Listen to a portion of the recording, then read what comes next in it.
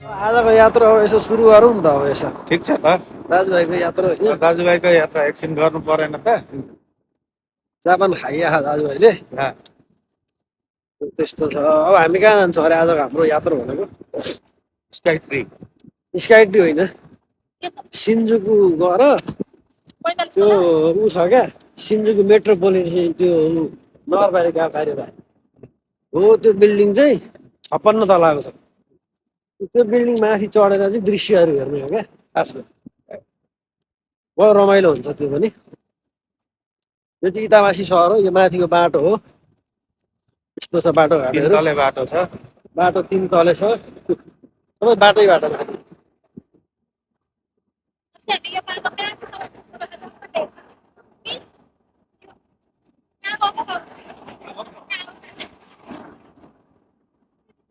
सफा साँच्चै सफा है ठाउँ चाहिँ हेरौँ त ल कति सफा छ है बाटोहरू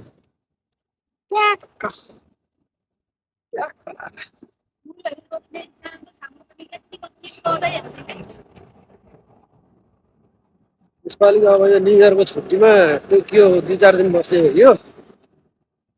अब गाउँमा बस्ने मान्छे यतातिर आउँदा त कहाँ हो कहाँ जस्तो भइहाल्छ जङ्गलको मान्छे काठमाडौँ गयो हामी त साह्रो छ।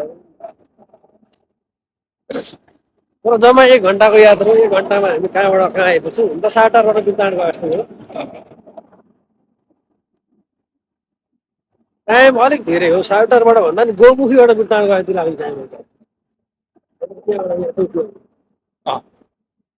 गौमुखी भन्ने अब थाहा हुने महानुभावहरूलाई गौमुखीबाट बिरताबाट गयो जतिको यात्रा हो हाम्रो त्यस्तो ठाउँमा छौँ अब यो यहाँ चाहिँ कस्तो हुन्छ भने कार्टुनहरूलाई पनि दराजमा राखिन्छ खाली कार्टुन यो दराज दराजमा राखेर प्याक गरेर राख्ने चलन छ अँ। हामीले नेपालमा चाहिँ पैसा लुगा राखे जस्तो राखे जस्तो फरक त्यस्तो छ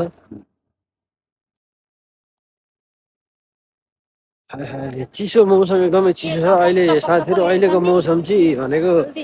1 डिग्री हो 1 डिग्रीको चिसोको मौसम हो अहिलेको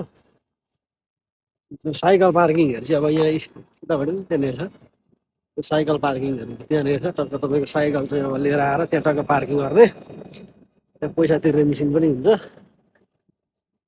ठ्याक्क त्यहाँ कति बेला छिर्यो त्यति बेला ट्याक्क उ गरेर उ गर्ने अनि त्यहाँबाट उ गरेर उ गर्ने निस्किँदाखेरि के मजाको छ नि त सफा होइन त हेर्नु त ब्याक कमराबाट देखाउनु पर्ने